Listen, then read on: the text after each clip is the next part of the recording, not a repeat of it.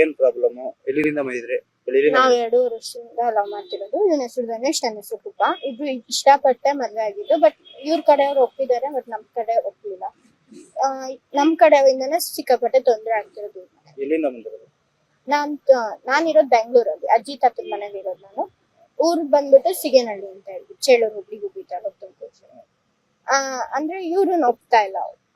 ಇವ್ರನ್ನ ತುಂಬಾ ಕೊಲೆ ಮಾಡ್ತೀನಿ, ಅದ್ ಮಾಡ್ತೀನಿ, ಇದ್ ಮಾಡ್ತೀನಿ ಅಂತ. ನಮ್ ಪಪ್ಪ ಸ್ವಲ್ಪ vice president, taluk vice president.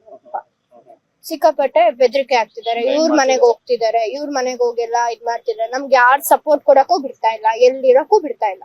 Immediate ಆಗಿ ಫೋನ್ಗಳನ್ನೆಲ್ಲ ಟ್ರ್ಯಾಕ್ ಮಾಡ್ತಿದ್ದಾರೆ. ಇವ್ರ ಫ್ರೆಂಡ್ಸ್ ಗಳ್ದು ಕೂಡ ಫೋನ್ ಟ್ರ್ಯಾಕ್ಸ್ ಮಾಡಿಸ್ತಿದ್ದಾರೆ. ಫ್ಯಾಮಿಲಿ ಫುಲ್ ಮೊಬೈಲ್ ಟ್ರ್ಯಾಕ್ಸ್ ಆಗಿದ್ದಾರೆ.